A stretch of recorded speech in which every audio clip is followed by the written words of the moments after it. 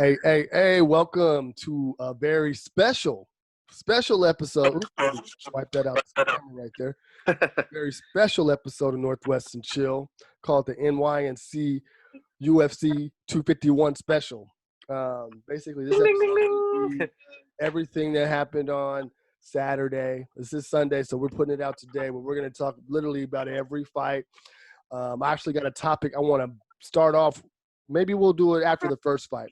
I want to kind of bring it in. It's going to kind of make a little more sense once I talk about the first fight. So I know you watched pretty much every fight. I think I caught pretty much every fight. Missed a couple rounds here and there. Well, there was a lot more stuff on. There was some KWS on yesterday. There was some glory kickboxing. There's other things. Yeah. I love combat sports. Like, I understand basketball just started back up and all these things, all these other things, but mixed martial arts is a one-on-one combat.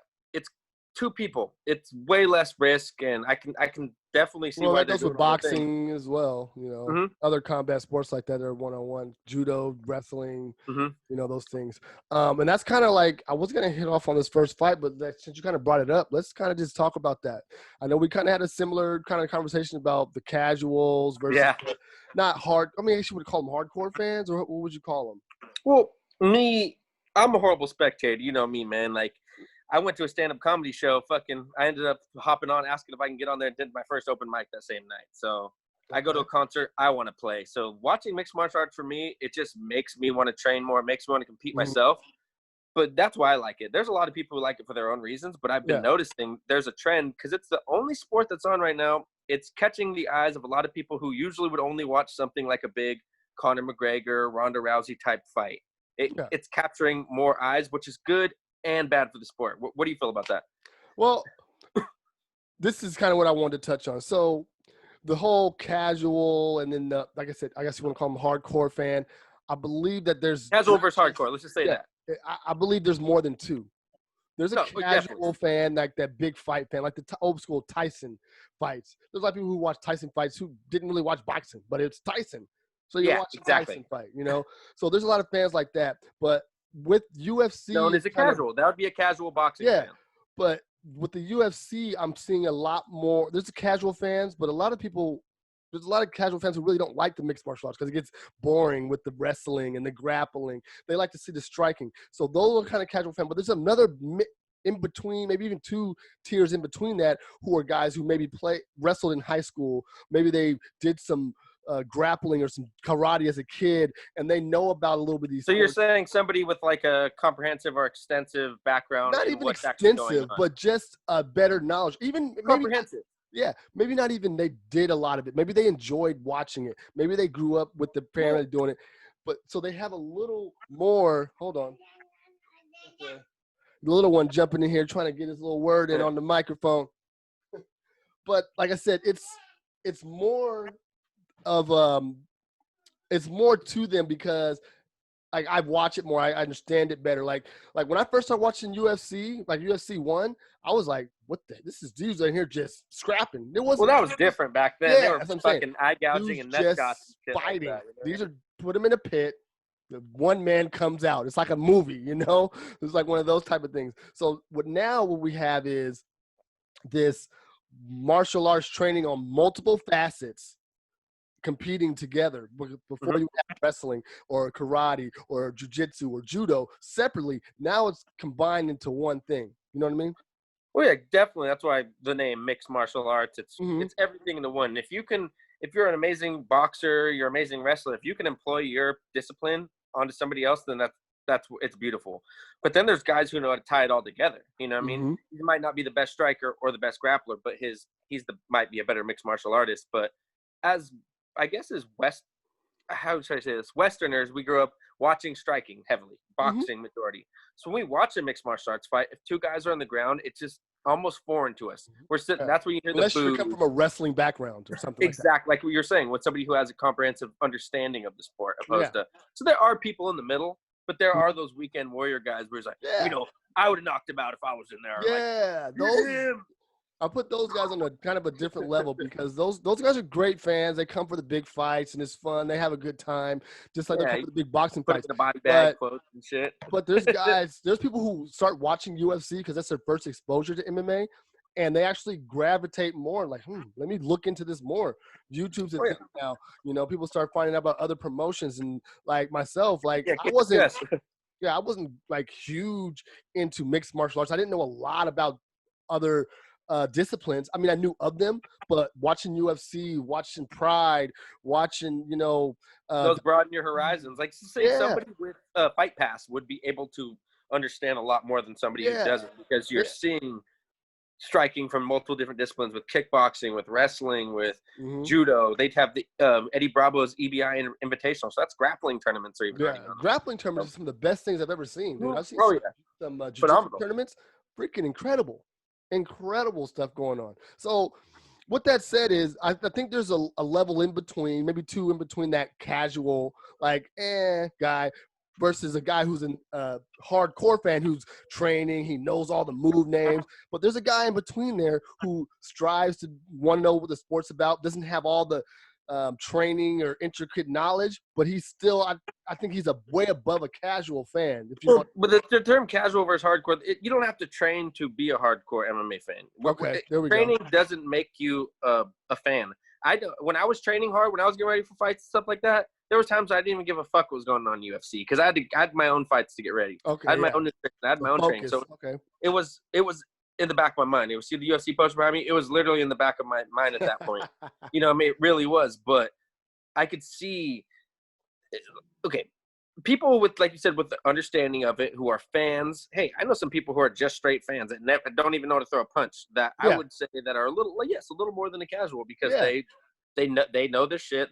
They know more than just Chuck Liddell. You know what I mean? So it's like, exactly, like they're not Liddell fighting again. You know? So they're not multifaceted in all the intricate things, but they try to learn more things about it. It's interesting. It's definitely more than just big fights coming on. It's more like, hey, did you see? Guess what? Oh, speaking of this, Wednesday, ESPN Plus got that fight night coming on Wednesday. I'm gonna be checking that out because I got ESPN Plus now. But I've been going there, bruh. I love it. But that's ESPN Plus is tight. All the 30 for 30s and everything. Yeah, dude. But I kind of wanted to put that out there about, you know. Well, but even on Facebook, like, we know a lot of people on Facebook making posts that would never even say a word about MMA if all their regular sports they watch was going on. So that's what I'm saying. It's bringing there's some that would. There's some that would. There's some that would, I would say. Maybe definitely. Some that would. But big fights bring out everybody. Big fights. Well, because in MMA, like you said, Tyson, MMA has more of an enigma fighters. There's a Conor, there's a Masvidal, there's fucking John Jones, and there's fucking 15th arrest. You know what I mean? Yeah. So there's a lot of controversy, there's a lot of drama, and there's a lot of excitement around these characters. Like Mike Perry just socked out an old man. You know what I mean? So it's like, but it's like, if you go back 10, 20 years, there was, you know, maybe a little bit longer now than that. I think, 30, 40 years, I guess, the Hitman Hearns. You know, you got your, I don't know why I'm blanking, Marvin Haglers. You had so many guys at different weight classes that were just out here killing. Sugar Ray Leonard. You go back, Sugar Ray Robinson. There was a lot of guys at the same time frame that were killing. But now you don't have that. You have a couple spots. You got Joshua, you got Fury, you got Wilder. What about my homeboy Ruiz? I'm saying you got a few. There's a few spots, but those guys maybe fight like once every year and a half. It's far and few between like that. Like, I liked when you get a busy fighter, when I can see multiple times. I get it. There's injuries. There's training camps. You have to prepare. You have to heal. All these things, yes. But then there's guys who turn around and fight on 6 days' notice, like Masvidal. Hey, we're gonna talk about it. Don't talk about it too much yet. We're gonna talk about it. Let's wrap up. Let's talk. What was the first fight? First of all, so I just want to get that out the way, so people don't. I want this to be in depth for casual fans, mid-tier, and hardcore fans. I want everybody to come into this sport. This is informative. This is just an informative. Exactly. If you guys want more research, hey, there's plenty of outlets and there's plenty of ways to do that. You know, and so I'm not shitting on you guys for trying to get more informed. I think that's awesome. Yeah. But at the same time, it's like, I'm the guy who took the girl. I took the girl to the dance first. Don't be watching Stephen this A. before Smith. it was on Spike TV. You know what I mean? Don't be a Stephen A. Smith. That's more of the Don't story. be a Stephen A. Smith, please. Especially throwing punches like that. Or I seen an old one. It was Skip Bayless. He was on him. He outweighed him by like 300 pounds, and he was using sumo wrestling. That's what I'm saying. Like, it's great that MMA is becoming more mainstream, Yes. which is great. But it's almost like skateboarding in a way. Skateboarding doesn't like the They're the mainstream fucking too much. Olympics this year. But I'm saying skateboarding doesn't really like the mainstream. They like to be that under niche kind of thing. And the more Because it came from an underground the more society. they push away, the more they push away from you. Remember when Pharrell tried to do his whole ice cream brand thing? It backfired. It was a big beef between the Ice creams? Yeah. Well, but now you have new cats like Travis Scott. He just came out with a new Nike SB. It's a dunk, but he did his own print and everything. And he went out with the camera with a few skaters on the team. He's doing it, I would say. Travis Scott's a different kind of guy than He's doing it Pharrell. the right way. He's mingling with the culture. He's actually kicking it with the cats who are wearing his shoes. So it's like he's not faking the funk. It's a different thing. Kind of cool. Because Pharrell, how old was Pharrell when he tried to do ice creams? Skateboard P? He was trying to come out. It didn't feel right. And skateboarders, they don't feel right. They don't. And that's the kind of fans that MMA fans are, like hardcore ones. They're not going to just fuck with any kind of thing. And that's why. Well, here, I didn't like this before. I know this is a MMA topic, but just within the boom of skateboarding in general, it was like a heavily white, like companies. Every rider's white, and there's other ethnicities who are just as good. Oh, but yeah, if not better. Some of them. So back then, there was like Kareem Campbell. There was a few black dudes. There was Stevie Williams. Yep. Now it's different. There's all races. There's Asians. There's black. Which how it should. We're all humans. Oh yeah. But at the same time, I could see how now a culture's transcended to where everybody skates now. It's not as taboo as it used to be. Yep. Just like mixed martial arts. And speaking of mixed martial arts, and our first fight, Martin Day, Davy Grant. Now this fight. Davy Grant is a fucking terrorizer. That guy's no joke, man. Bruh. So who did you pick in this fight to win? I had Davy Grant winning it in my card. I think you had. Too. Now Martin Day came out, and I was like, oh. No, he's no slouch either. No, and that's the first time I've seen Martin Day. So he came out ready to fight. And the fight was pretty close. It was pretty good match bout, excuse me. And then he got caught. I believe it was a left hook. Yeah, I believe so. Like they're doing it like another exchange. Bap, and that left hook just caught him, and he lights out. Like there were some exciting finishes that night too. Though, it came quicker than I thought too. It was like one of those, when you get the first prelim fights, you hop up to grab a beer, and then the crowd start. But this time I didn't even hear the fucking crowd because there's no crowd. I actually like it better. Honestly, I like it better. And I know a lot of people are like, oh, I kind of like it. I mean, I love going to live events. I've been to a few UFC events when they come to Portland. We've been to the UFC events together. Yeah, exactly. So remember how loud that was? That was my God. rocket. But we was with it. Nate Marquardt. Who did he knock out? Oh no, Nate Marquardt got knocked out. No, he got knocked out by Thiago. Was it Woodley? I thought it was Thiago Silva. Remember? Thiago Silva fought in that card too. No, that was the Strike Force we went to. Remember, we went to Strike Force as well. Oh, okay. I'm getting confused. You're right. Okay. Yes. Wow. That was a while ago. But yeah, that was a while ago. That was a long time ago. It was great. But honestly, watching it live on TV with no crowd was great. I mean, I'm hearing all the punches, hearing the corners talk. I freaking love that, dude. Man, you can hear fucking Usman's toe stomps extra loud. Oh man. So that fight was a great, great start for the first fight of Fight Island, by the way. Yeah. First fight of Fight Island, first knockout from the first fight. It was a great for that card. Great opener. Davy Grant did not disappoint. What'd you feel? Well, I picked Davy Grant as well. Like I said, he's a terror. Martin Day is pretty good, and I don't know. Some of these fights, like you said, the matchmakers are so good that's like it could go either way. And how mixed martial arts is now, especially in the UFC at that top level of echelon and caliber, one punch with the 4-ounce gloves can end somebody's night in a blink of an eye. So look what happened. I got up to get a beer and I missed. So you don't want to miss it. You don't want to get your ass up for a beer. Because it was like the third round, I believe. I don't want to quote me on that. That was kind of lulling me. It might have been second or third, but I was like, is this going somewhere? Because it was a back and forth battle. It was, but yeah, that he just caught him in exchange. It was great. So, all right, let's move on. Who do we have next? Hossa and Vanessa Mello. who I believe she didn't even make weight. No, she lost too. Yeah, but she was winning that third round. She was doing good, man. I honestly, that first 2 rounds. Go ahead.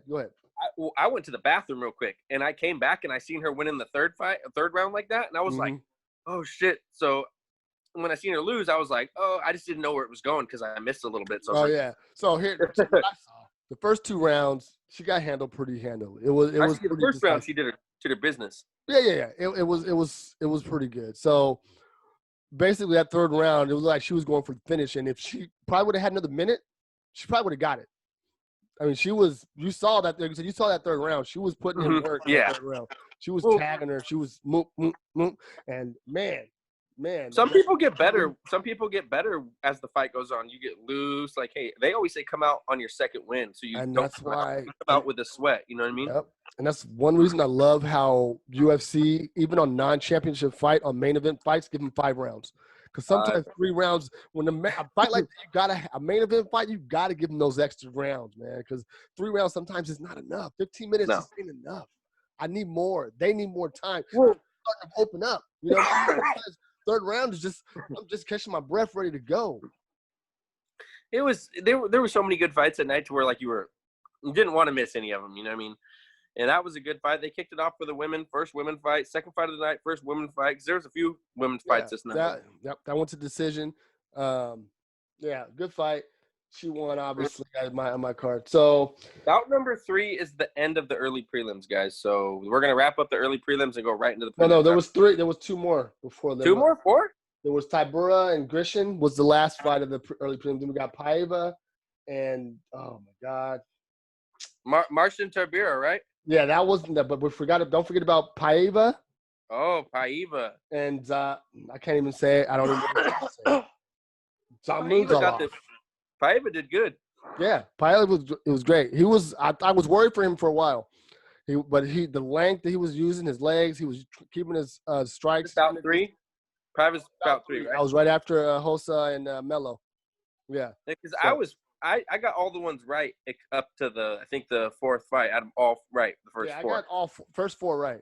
All right. First 4 right. So I got tight because Grisham. I think Grisham was whooping up on freaking Tybura for a while. Now 4th fight. Marcin Tybura is good. He's so big. These heavyweights, man. It's crazy to watch these guys fight. Well, he was like 25 pounds lighter because I think Grisham is a natural light heavyweight.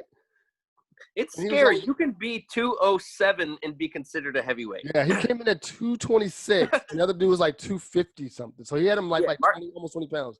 Tybura is big. He's a true heavyweight. He's a true heavyweight, to say at the least. For real. Well, like, look at somebody like Lesnar. He literally had to cut to get to 265. Exactly. Imagine having to cut to get to 265. That's crazy. Crazy. His walking around weight's like 285. Literally. And I was surprised that when big boys go like that and it's not a quick knockout, something like that, those things that turns into a fucking slobber knocker. You can't be getting hit like that big. Oh yeah. So the next fight, I know we just kind of breezed past the last 2 the first prelims. Paiva won that by decision. We want to put that out there. Tybura won by decision as well. Yep. Marcin Tybura. Both of those fights, that Grisham and Tybura fight was a great fight. That's a great fight. Those are fights that I'll probably go back and watch. And that's another thing that I do. I actually go back and watch prelim fights more than I watch a main event fight over again. Just because there's some good I always watch the main event. I miss them. I mean, I go back and watch some of these fights. So those are great fights, just by the way. So the Leonardo Santos. Woo! Santos. He is no joke. Yeah, Leonardo Santos and was it Roman Bogatov? So that name just sounds scary. I always heard this thing. Don't fuck with somebody with the last name Ov. If you see OV at the last of his name, you know he's a roughneck. You know what I mean? He's not going to be easy to handle. Yeah. But that fight went to decision. this is the fight where the nut shot started. Oh, yeah. He needed him in the nuts, and he was taking his time. And he needed him twice. And right before the fight was over, he did it again. Yeah, and then remember the illegal knee. Yeah, you need him there too, huh? Yes, he got 2 points deduction. That shit was ridiculous. Okay. I think that, honestly, watching that fight, Excuse me. I think that lost him the fight. I don't remember what I wish I knew what the scorecards were. Yeah, to pull up the scorecard. He lost 2 points. The referee took 2 points after that knee shot. Well, hey, because it was 2 nut shots and a point's enough. 1 point could sway a fucking contest. Exactly. 2 points. If you get 2 points taken from you, better either be battering this man up and down the goddamn canvas. Man, He better he be dead. was. He I better think be the last dead. 2 rounds. Yes, the last 2 rounds he was Bolatov was whooping up on Santos. Santos did enough in the first, maybe second round. It was, That was good, man. I like that guy. Yeah, Santos isn't bad, but I think that first nut shot really took it out of him because he was getting beat up. Yeah. He was getting beat up, and then a knee to the face. He came back. Okay. That's why they make these shots illegal for a fucking reason. Bro. You know what I mean? It was a bad illegal. The ref was like, what are you doing? He like pulling him, like, what are you doing? And they had to bring the translator over. He's like, yeah, they were like, he doesn't even know what he's talking about. Remember that? Yeah, dude. The guy behind the rounds. Yeah. They need to start employing different things where some refs have to have certain like tactical efficiencies to help a fighter out. Like, okay, this fighter's Japanese and this fighter's Brazilian. You speak Portuguese and you speak a little bit of Japanese. All right, let's pick this ref for the fight. Let's not pick fucking Billy from Arkansas. Very good. I actually like that. That's actually a good idea. This guy's speaking Chinese. That's actually guys think like that. So it's like I like that. That's actually really smart.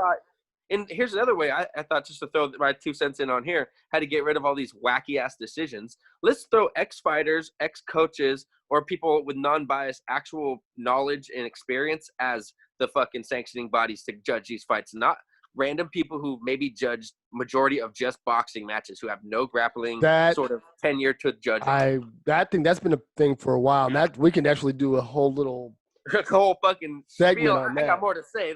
I'm just on the iceberg on that one. You know what so I mean? I'll give my 2 cents on that.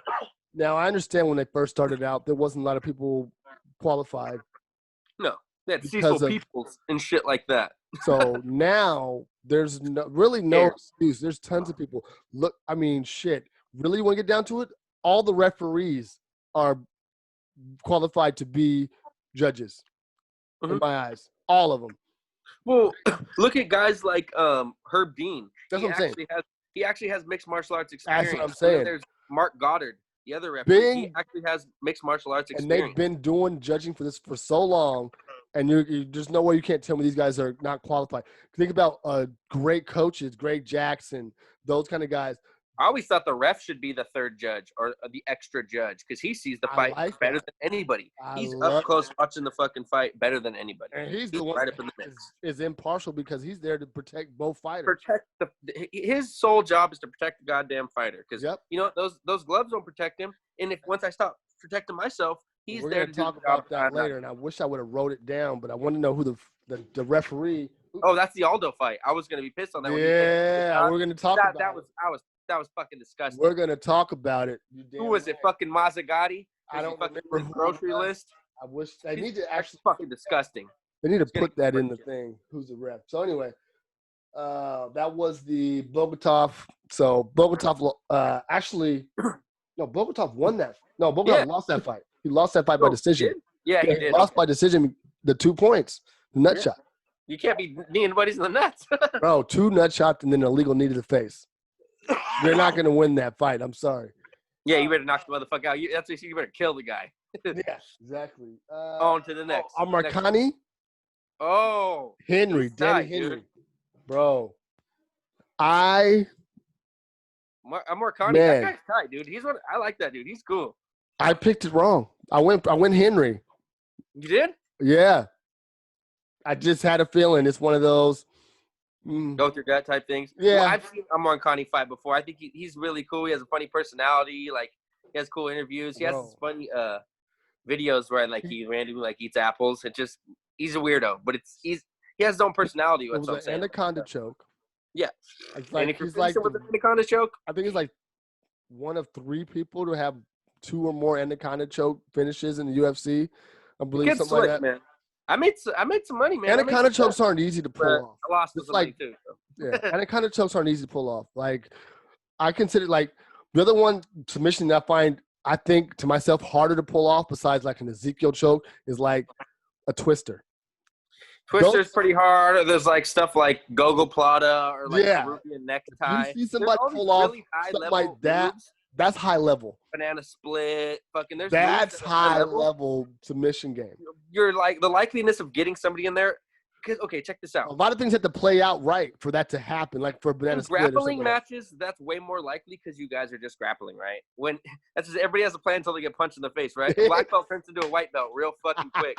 So when you're grappling down there, you could pull a twister, bow. Oh shit, you don't even start shrimping. You know what I mean? Yeah. You start trying to stay alive. You know what I mean? It's hard to pull off. That's why when those those submissions happen, it's like ooh. Well, then was it Korean Zombie versus Leonard Garcia when he got that? Garcia, yeah, that's just what I was thinking about when I first young. That was the first like watching that fight live. Twister actually seen besides like demonstrations on I used to train with a cat up at fucking Team Quest, and it was Michael Delgado. Everybody called him Gumby because he was so flexible and shit. He fucking was getting me in a twister one time. Like I couldn't stop. Like he was rapping like this. I couldn't stop. I couldn't stop it. I was a pussy. I fast tapped because. You already knew it was coming. Yep. Tap you already knew it was coming. I ain't finna get twisted, dog. I ain't finna get twisted. I feel it. Nice try. Nice try, buddy. Tap. Yeah. No. You win this round, buddy. You don't want the war, though. But, yeah, man, that was an amazing finish. I love seeing submission finishes, especially like you were saying. I appreciate a nice submission finish. I even appreciate a good grappling scramble. Like, I don't just look for headhunting fights. I want to see a full mixed martial arts endeavor. I love, and that's the thing. A lot of like striking is exciting, and like I love striking. Don't get me wrong. Boxing, I love not kung fu, karate tournaments, glory, kickboxing, all those kind of things. Those are awesome, but grappling is a different type of feel. And when you mix it in with the kicking and the grappling and the punching and all that together, it's something else. So I think about like Habib, extraordinary high level on top of a high level grappler. And then when he hit Connor with that overhand right, boop, and then he grappled him, and I was like, oh, like a battle rap burst. He just hit him with he hit him with the haymaker and then took him into his world. Like he's like, bow, hit you with one of your moves, and then I'm gonna take you down and put you in my world and grapple you. Like it was, I love it. Well, it's like in wrestling, when fucking Rock Stunner Stone Cold or something like that. The crowd goes fucking wild. A stolen finisher almost. Give him a taste of their own fucking medicine. Shout out to WWE No Mercy. WWE 2000. Yeah, right. WrestleMania 2000, WCW NWO Revenge. Yeah. What's the other one? Greatest it was WCW versus WCW versus NWO versus World Tour. WCW NWO World Tour. Yep. That was the first one with the THQ, like the cool grapple, heavy grapple, strong grapple, soft grapple, all the different. Yeah. Oh, shit, you got an Optimist, huh? Okay. Yeah, went to the Fort George today, so. Oh, you went up to Astoria? Yeah, I went up the other day. Not today. The other day I went up. We took a drive up there. I love that brewery, man. I'm drinking on some more. Drinking on some local Northwest stuff. I'm also drinking on some local Northwest stuff, guys. Yeah, this some vitamin R. Has it right here. Only distributed in the Pacific Northwest. I like that. This one's all over because it's pretty national. But yeah, that's that Rainier beer. Irwindale, California, guys. Rainier beer. Ronier, if you want to get extra fancy on us, Yerte. Ronier. That's if you pour it in all the right, glass. Let's keep this one going. I want to get to the main event. All right, next one. Dos Santos versus Salikov. Oh, it's funny because we were all pumped. We thought it was the other Dos Santos, right? We're all like, wrong Dos Santos. Yeah. Nobody made the picks, but yeah. I thought it was too, and I picked him because I was going so fast. And I was like, wait a minute. I thought it was the other Dos Santos too, man. So I picked that motherfucker, man. I made the right pick, actually, so I'm not mad at that. No, Salikov won that fight. Oh, that fucked up. That was a decision. It was a decision. Yeah, because Salikov was all over him. Oh, yeah, and I did. I bet on that one. I did lose, too. Mm-hmm. We were doing some fun bets. I went over and hung out with Aaron and Mawson. Went over to their place, watched some fights. Okay. It was cool, man. It was pretty cool. On the show, for real. Yeah, man. I was talking to both of them. They're both down. I think that'd be cool, especially Aaron. He's his next fight. He's gonna go pro, so that'd be awesome to get him on here and talk. That's what we should do. Yeah. Cool. Definitely. Amateur about to turn pro. First interview podcast on the Northwest and Chill. Let's make it happen. So yeah, this episode we're gonna put out today, because if I haven't said that already, it's gonna be on YouTube. Yeah. It's gonna This be, is Sunday. We were talking about the fights that happened yesterday on the 11th. yeah, so we're gonna put it on YouTube, but we're also gonna put it on the podcast. So it's gonna be it's gonna be on the same networks. Everything's gonna be the same, except for it's gonna be titled as a special. Yeah, you don't have to see our ugly mugs if you don't want to. You could just hear our graceful voices. Yeah. I had a face for radio. They always told me. So I was like, man. So actually, we're gonna talk about this on the other on the regular podcast. But I ran into an actual fan who listened to our podcast and talked about what I said on the podcast and said they enjoyed it. So that's cool. Yeah. Okay, then I have some good stories to share too. Yeah, we're gonna bring that up on the Northwest and Chill podcast. But anyway, back to the special. So this fight I missed this. It was the Volkan. Volkan Ozdemir. Yes, I missed it. Who fought Jerry? I had Ozdemir winning. So did I. It was kind of a boring fight, to be honest. It wasn't bad. It was cool, but it wasn't like he knocked him out. No, yeah, the dude knocked him out. It was kind of boring at first, but then the dude started being weird. He was like, it was the rest of the dude was just acting all hella crazy. He was kind of reminding me of Johnny Walker. He was taunting. He was being hella weird. And I was like, man, if this guy, you taunt like this, look what happened to Silva. You're going to put to sleep. Next thing you know, he puts Volkan Ozdemir to fucking bed.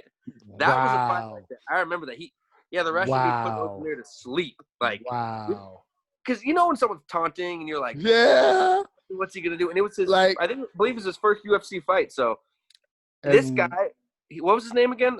Refresh your memory.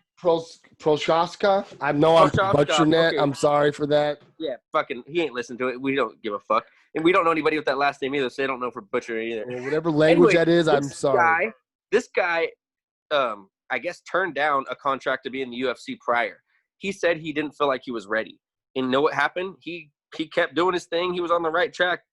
Whatever he was doing it right because he came in. His first official UFC debut against someone, Volkan Ozdemir, who was in there with DC, and then he puts him away like that. Mm-hmm. That's smart. Some people rush the gun. Some people want to hop in the UFC at any jump they get. This kid was smart. He took his time. He had a few more fights on the regional circuit, or maybe he just kept training and skill building.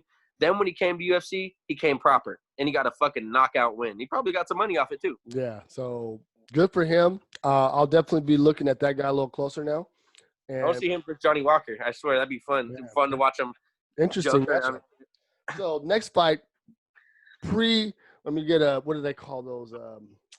I don't know, whatever. I'm going to put this out, the precursor, but I've already said. Oh, the Paige Van Zandt that we're getting on? Last week. Go check it out. I made $30 in this fight. I bet on Amanda Ribas because I know she's a fucking wizard on the ground.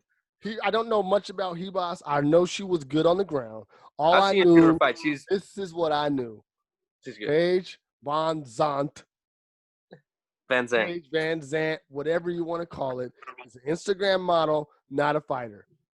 She's a pretty girl who wants some fights. She looked like she was out of it. And maybe, let me put it out. Maybe because she's been hurt for a while. I know she's had some injuries, been kind of out of the game for a little bit. But she looked like she was so out of her element. Like Ribas made her look bad. Her nickname is 5 Gauge Paige. It looked like she took a 5 gauge to the fucking forehead before this fight. I don't know what her fucking problem is. And here's the thing. It was her last fight in her contract, and she's already talking about testing fucking free agency pools. So you know what? Bellator. I don't believe they're going to re-sign her, especially after she's talking like this. Hey, you know what, sweetheart? Pack your bags up and go play somewhere else. You know what I mean? Because we're sick of your little fucking ballerina antics as well. So yeah, I don't believe she. Like I said, I don't believe she. I won $30 on that fight. And like it is, I'm not mad at her for being done fighting. She had some good victories. She did some good stuff. She had, she built her name up so she can go and make a living, promoting workout routines or creams and being a model. Great. See, creams. She's not a fighter, and she's done. And I didn't even know it was her last fight of her contract. That even seals the deal for me more. She tapped out so damn fast. I mean, like shit. She's getting fucking twisted almost, bro. Right? She didn't even try to escape it. It was like, oh nope, I'm done. Like she flipped her over. Then she put her face down, and she tapped. Everyone's like, okay, because Aaron he trains at American Top Team where Paige trains too. That's the gym he trains out of as well. Yeah. And so he bet money on her. I think he bet 20 and the other dude that said she was gonna win. Yeah, so I pulled in $30 off that. I wasn't mad. But long and the short is, they're like, oh, but then when I seen her turn her belly down, if you go belly down on an arm bar, you're done. Almost 9 times your arm's either getting broken if you don't tap. I've seen it every single time you do. It's a wrap. Yeah. Either you weren't trying or you don't know enough to not be in that position. Well, she grabbed the arm, she swung her hip, she swizzled her hips over, which is classic. I thought she was going to hook the knee to stay in better. She didn't even hook the knee. She rolled her over belly down and finished the fucking submission. She's still the deal. Let's not discredit Hebus. High level grappling. It was just, I think she came out and, man, destroyed her. That was a destruction. And then I actually liked, then right after this, it goes right into a rematch that I was actually super pumped about. Fucking Rose Namajunas gets a rematch finally versus talk Jessica about it. Andrade. That first fight, I saw that first fight. Rose was whooping that ass. Touching her up, and then she fucking slammed on her fucking head. A little scramble. It was like a bad scramble, and she picked her up and dropped her on her dome. And guess what happens when you get slammed on your head? 9 times out of 10, you're knocked out. Her neck was like this on the ground. And it doesn't matter if you're winning the fight the whole time. If you get knocked out, it's a wrap. And that's the thing about mixed martial arts. She was whooping that ass that last fight. Jessica Andrade, whatever you want to call her. Andrade. Oh, I'm looking at somebody. Oh, Andrade, excuse me, was whooping her ass. Oh, yeah. Or getting her ass whooped, excuse me, in that first fight. She's no joke, man. She's been around the block. She's been fighting for a while. She's one of those old school fighters, like not say old school, but she's been around like a Claudia Gadelia and girls who have been around the block. Carla Esparza. Mm-hmm. She's a little stocky. She's a little shorter. And Rose got that. Joke. Or should I say Thug Rose got that reach. And she was that jab was working. Thug Rose done. You see her eye afterwards. She was looking. That's that third round. That was all third round. Yeah, those girls all third round. Got in her ass at the end. She got in her ass. Third. If she would have, if they would have had 2 more rounds. If that was a 5-round fight, Andrade I don't know if Rose would have won that. No. Well, so that's what I'm saying. Some people start warming up as the fight goes on. Me, you have to get hit. Even sparring, I have to get popped a few times before I kind of know. It's real now. I know it's bad to say, but some people are late starters, and that's mixed martial arts isn't that game because then there's fast starters. Yeah, and you're done. Yeah, that's right. You could be a better fighter, but you're a slow starter. It doesn't matter, man. Dude's got the blocks. And it's like this. Formats can make or break you depending on how kind of fighter you are. Look at the old UFC. There was no rounds. No. They started the clock at 0. It just counted up to know how long the fight was lasting. Why was that fight 58.36, right? Like, what the fuck? Exactly. That was the whole fight. They didn't start at 5 minutes counting down. They started at 0 and counted up until whoever was lost. I like pride fighting. They used to do this is how they used to do it. They used to do a 10-minute round and then a 5-minute round. And then if it was a championship fight, they do a 10-minute, a 5-minute, and then another 5-minute. So it was ultimately 20, but that first 10 minutes of fighting forces a fucking winner. First round. 9 times out of 10, somebody wins in that first round because 10 minutes is a long time to scrap. I want to look that up. How many first round wins are in Pride? Because I bet a lot. 80% are probably wins. Oh yeah, because some of their like freak show fights they'd have where it'd be like a Jose Canseco type guy versus like Akibono. Well, or something like a top tier wrestler. Think about so let me put this in perspective for people who are listening who don't fight or don't wrestle or anything. If you run for sprint for 10 straight minutes, I guarantee you by minute 3 you're gonna stop. Before that, you're gonna stop sprinting. You got to do that in a fight. You got to find out how to get away, sprint into a boxing match, and stay away for 10 minutes. Do 60 seconds and don't just watch it. You know, it's crazy. Mixed martial arts has so many different speeds. It's like you could be like a jog, you could be like an explosive, you could be like on your bike and moving. So it's like you could be at varied speeds at any different times of the fights. I love guys like an Aldo. He kind of has like a cool sleepy style. He's so fast. He'll like explodes. Whap, bam, he explodes. Yep. Boom, he explodes. I love it. That's how Connor caught his ass. Anyway, talking about Aldo. Yes, move on to the next one, man. Aldo and Jan. This was a great fight, man. Petrian is a fucking up-and-coming badass little motherfucker. Dude, He's this good. dude is Aldo looked phenomenal. Bro, he did the first 2 rounds, maybe 3 rounds. I had him winning. It was back and I forth. did too. But I had him Aldo winning too. I thought he could stop him in the first couple rounds, but Jan showed me something.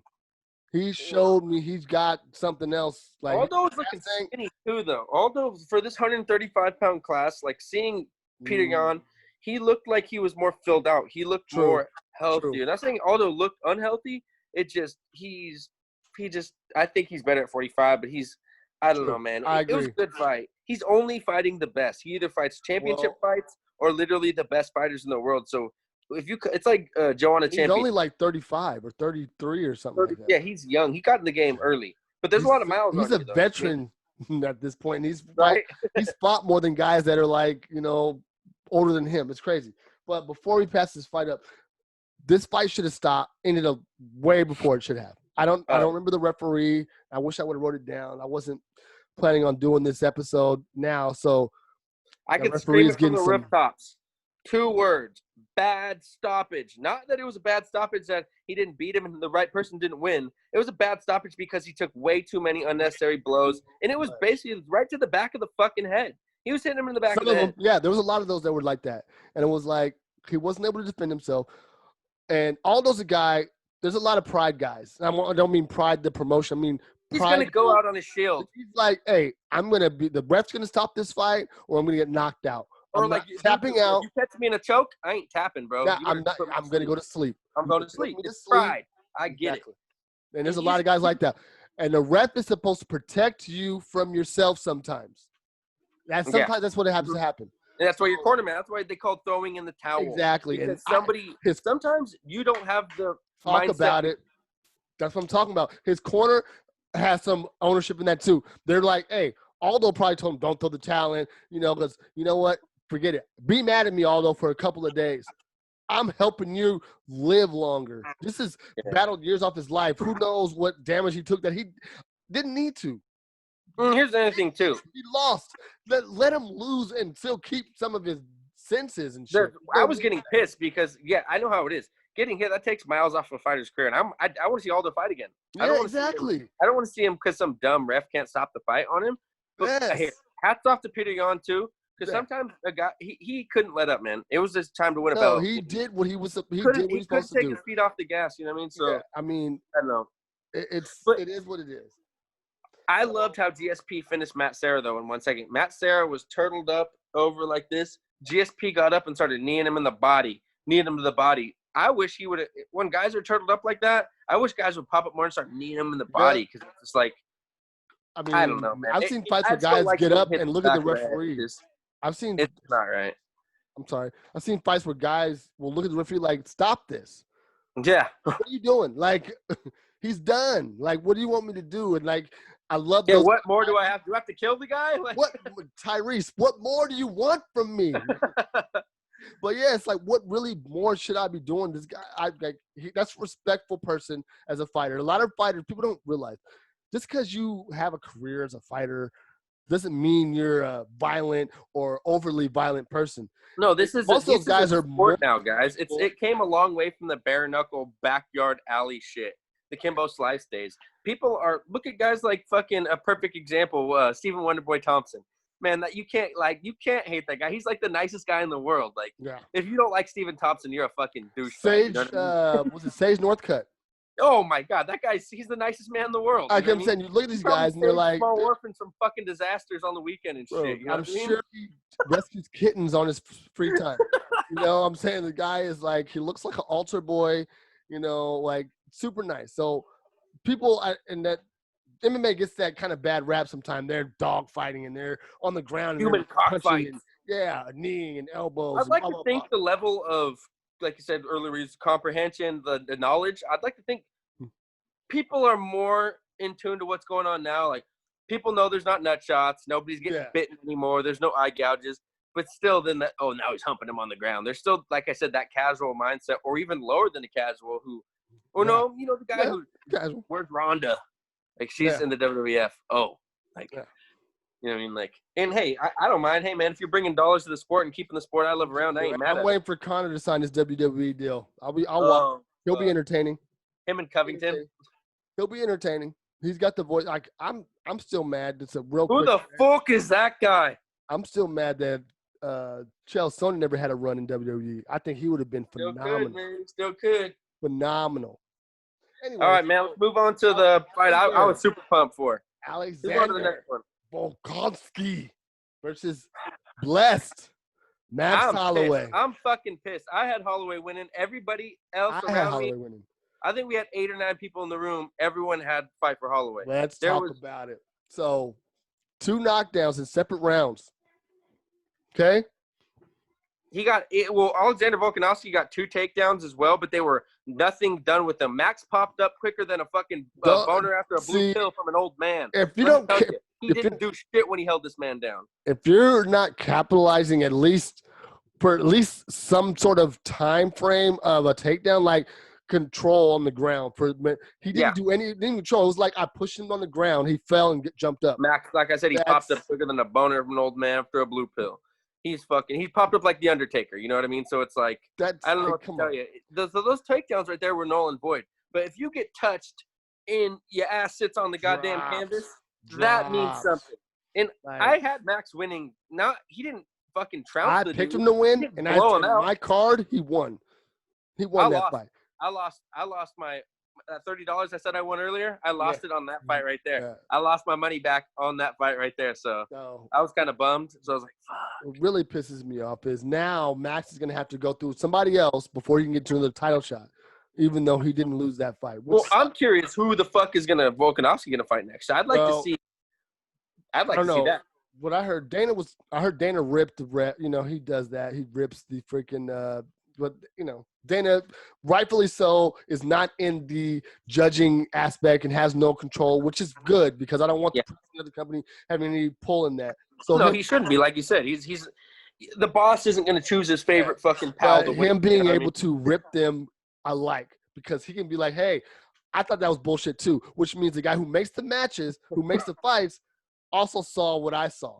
So hopefully that will get Max Holloway quicker back to where he should be. Look at for instance, fucking Jose Aldo lost to Marlon Moraes, but they were going to give Jose Aldo the title shot versus Triple C, but then Triple C he retired.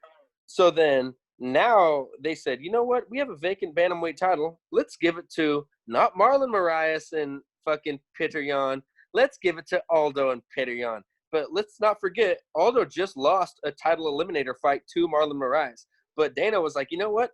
I think Aldo won the fight. Anybody else disagree? Not a fucking peep in the room. Because there's bad judging out there. I felt like Holloway did more than enough to win that fight. I agree 100%. He looked damn good doing it. I agree 100%. He should have won that fight. But, and like you said, how you just pointed out, Dana White will most likely do the right thing, and he'll be put in the right position again. It might be maybe a fight before that, but I believe he'll be back there sooner than later in that title fight position. Well, just like you said, we can go on to the next real quick. Right after the fight, fucking Masvidal said, "Hey, I'll get another win and I'll be right back at you." Some guys know that. Hey, man, I might, and that's some guys are like, I need an instant rematch because they're scared. A fighter's fighter, a real man like Masvidal, will be like, you know what? Hey, I'll go through something if I need to, but I'll see you back. So, hey, Kamaru Usman. You know what? Nigerian Nightmare. Marty from Nebraska, he earned my motherfucking respect, man. Versus Gamebred Masvidal. I heard it was trending like a Conor McGregor fucking Khabib fight. Had bigger numbers than that. Bro. Did you watch the press conference after the fight? I watched a little of it. I didn't watch all of it. Did you see Masvidal?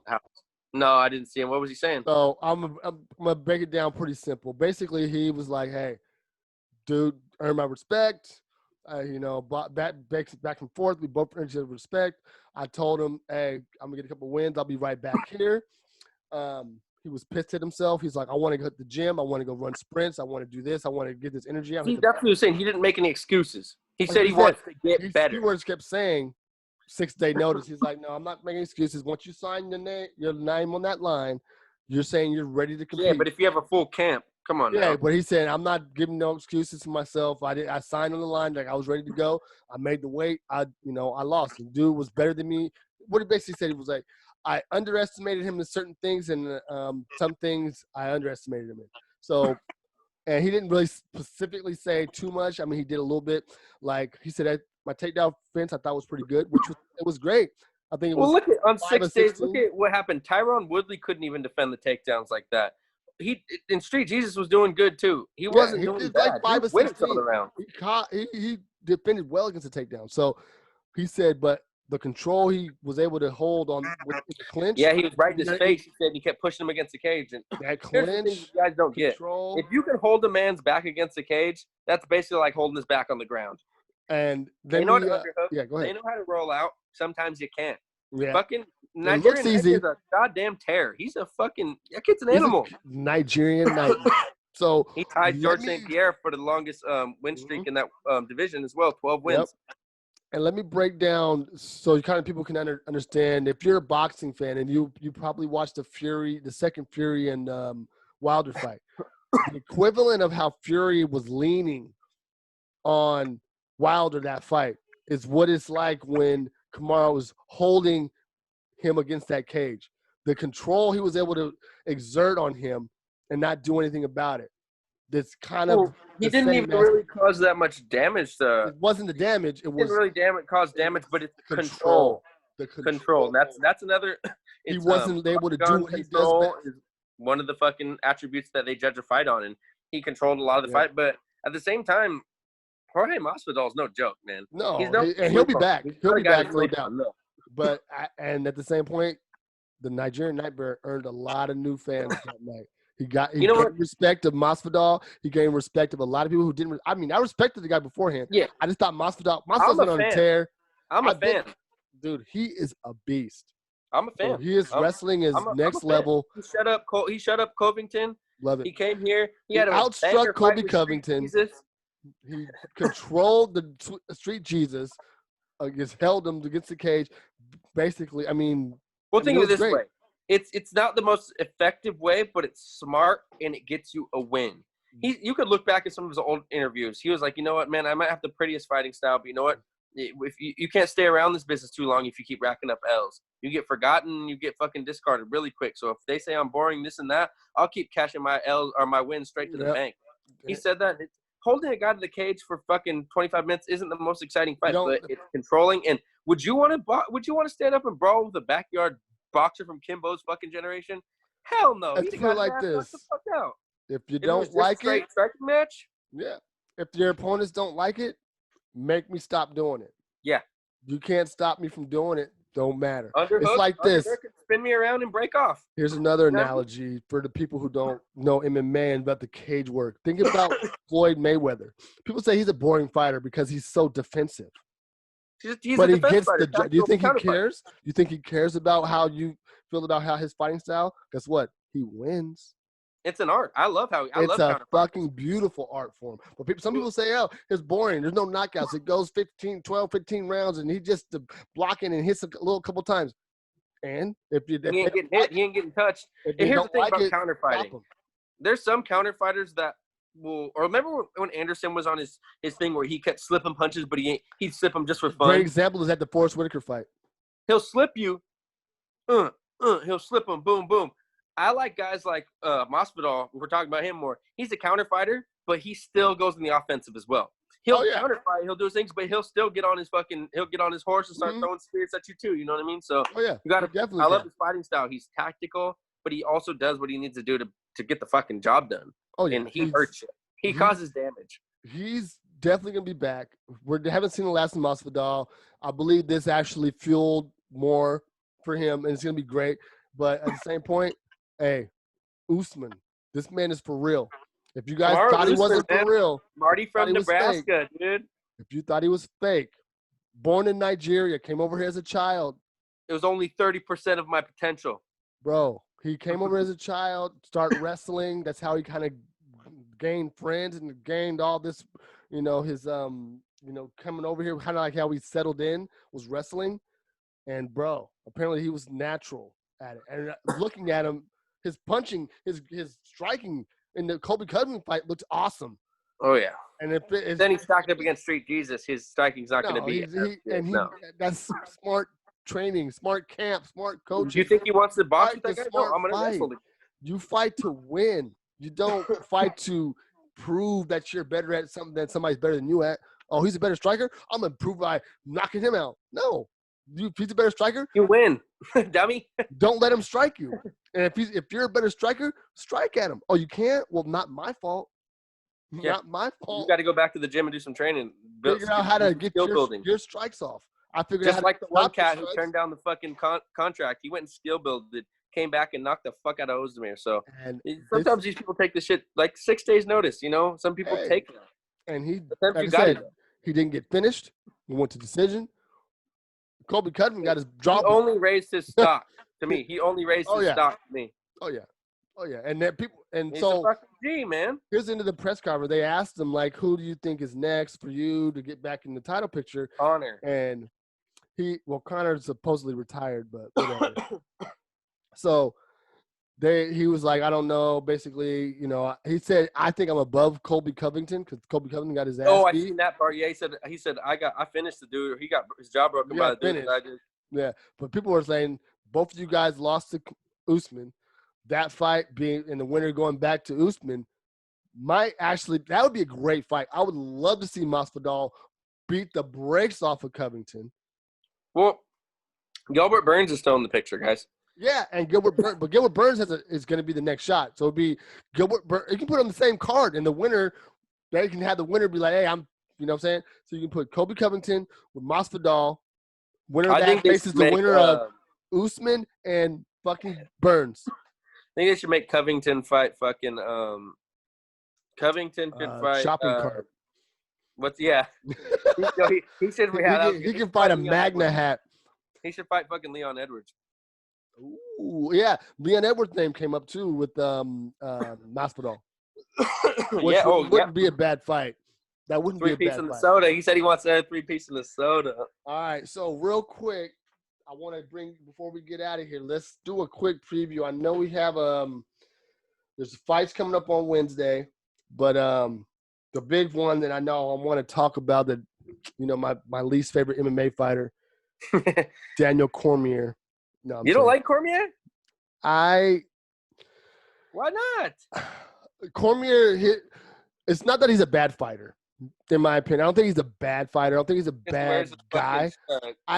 His demeanor, he's a cocky. He's a cocky. And when it came to that time, when it came to Jones versus Cormier, I don't give a damn if Jones beat him on a coke bender or not. You lost to a cokehead. Then you suck. You were crying in the back like a little bitch. He's fighting soon, huh? He's fighting Stipe during the Stipe 3, and I hope Stipe beats the brakes off of him. Oh, yeah? You want to see Stipe win that one? Oh, yeah. I like Stipe. Stipe is legit. Stipe got caught in that first one. Stipe got caught, and I was like... I got 20 on DC. Serious? Okay. I got 20 on DC. I got Stipe. Let's virtual. We'll run it. Wait. There you go. All right, Stipe. You heard it here first. I like Stipe. Stipe's no joke. This was a nice little fucking special episode, guys. We're going to be running more specials for you guys, just like we promised. This is a mixed martial arts episode. This was Fight Island. This was a cool little endeavor, something different during these COVID times. Like we said, it wasn't a spawn from it, but it was born out of it. We're talking about things that are affected, things that are going, and UFC's still up and running, fucking amazing. So hopefully we're going to have some more fight specials coming, huh? Yeah, well, we got a fight card real quick on Wednesday. Yeah. Oh, yeah. So Tim Elliott and Ryan Benoit. Ooh, Benoit. Is it Benoit, not Benoit? It's Benoit, but. Oh, okay. Come on. Remember WWF when they used to clown him? They call him Benoit. Yeah. Hilarious. They used to call him Benoit. I think it was Chris Jericho. He called him Benoit. The Calvin Kattar. Oh, Calvin Cater versus Don't tell me. He's fighting Dan 5K Ige. Yeah. I'm pissed because Dan Ige, I think, lost to fucking your boy Edson Barbosa. Edson Barbosa, which is a fucking killer. I love that guy. He made his debut in the 145-pound fucking featherweight division, and it was a close fight. But I had him definitely winning. I looked at the fight metric shit where he was the AccuScore. He had landed way more strikes. Everyone had him winning, but with the judges. Don't leave the hand of the judges. Never. They chose Dan Ige. So I really believe this should be Edson Barbosa versus Calvin Kattar here. Well, But let's see if Edson gets a winner, maybe. So everybody who's take a listen to this. You guys are, if you're casual fans, you listen to the big fights, like you lost that big one. Go to ESPN on Wednesday. These guys aren't big names. They're name enough for people like myself, for Louis, obviously. Watch some of these fights. I guarantee you, a couple of these fights are going to surprise you. They're not the big names, but you're going to see some of the things, if not better than you would see the big name fight. You too might just become a fan, guys. You too might just become a fan. Just saying. Mixed martial arts, they always say, the fastest growing sport in the world. We're doing a special on it right now. This is above my bed right here, guys. It's in my office. So, hey, watch it because I said so. You see that? And that's the bottom line. All right, so over now, the first ever special episode of Northwest and Chill.